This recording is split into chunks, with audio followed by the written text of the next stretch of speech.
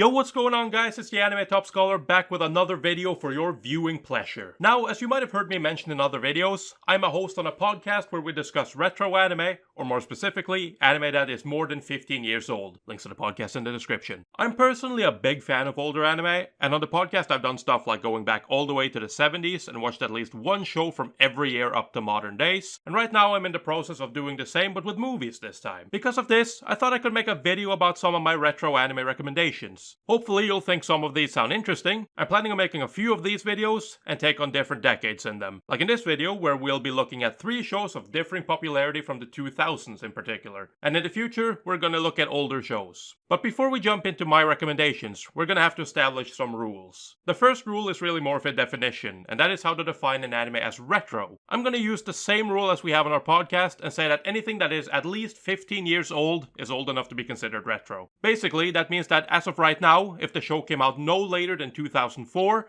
I will consider it retro. The second rule is how I'm going to pick the shows I recommend. For every video, I'm going to be picking 3 shows, one quite popular show, one less popular show, and one that I think is more obscure. So with that out of the way, I hope you'll enjoy this video, and hopefully you'll find something interesting to watch. Now let's get to these recommendations. Up first is one that I'm sure that many people have already heard about, and that's Hajime no Ippo. This anime was produced by Studio Madhouse and aired from the fall season of 2000 all the way to 2002, with a total of 75 episodes in season 1. Ippo also has 2 sequel seasons as well as some specials, but since the first season came out before 2004, I've decided to include it. The show was directed by Satoshi Nishimura, who's also directed shows like Trigun and the 2015 version of Ushio and Tora. Hajime no Ippo follows a kid named Ippo Makunochi. All his life he's been bullied by other kids.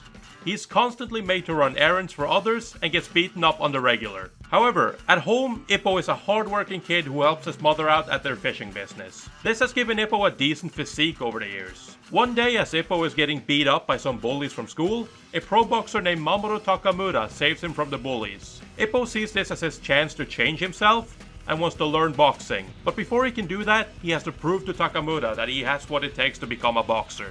Going into Hajime no Ippo, I was a little wary, because I don't really watch or care about boxing at all. Yet what met me was an absolutely fantastic story that put as much emphasis on characters and build-up as it did on the actual boxing. I was absolutely blown away by how well this show portrayed the rise of Ippo as a bullied kid to someone who's strong enough to beat up pretty much everyone. Yet despite this, keeping his awkward side that makes him a likable guy. And when it comes to the fights, not only are the fights entertaining, but they carry a lot of weight. That is in part because of how well they animate and use sound effects to make the punches feel like they really connect, but also because they spend a lot of time building up the characters that are going into the ring to fight.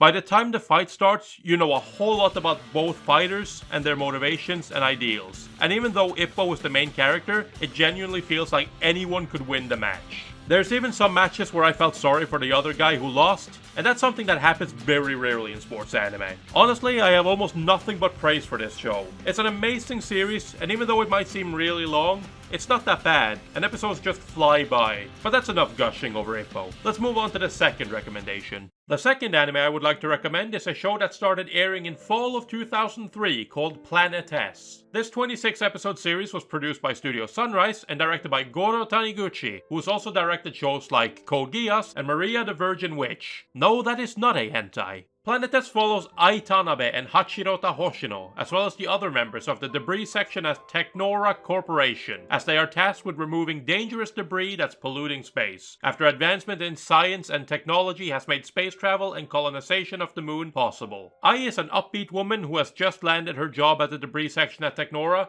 while Hachirota is a man with big dreams of owning his own spaceship one day. However, many years of being stuck in a minimum wage job with no chance of promotion or pay rise has made him all but give up on that dream. So basically, this show is about garbage men in space. Now, you'll be forgiven for not thinking that sounds like the most interesting premise for a show, but I'm here to tell you that Planet S is actually a really interesting show. Not only is it a show about people at the bottom rank of the work hierarchy, but the show also takes time to show us just how important these people actually are. Not just to the company they work for, but to space travel as well. The show also contains a lot of work politics and the like, but it manages to spread it all out pretty nicely so that it doesn't feel like it's cramming it all down your throat at once. What I think most people are gonna have trouble with when it comes to this show would be the characters, and more specifically Ai Tanabe. She is quite the eccentric girl who loves to preach about love and the like, and she can really get on your nerves. I like that aspect of her as it ties into her own little personal growth, as we see as ideals are good and all, but some ideals can be pretty unrealistic, and just because something is important to you doesn't mean it will or should be equally important to everyone else around you. So yeah,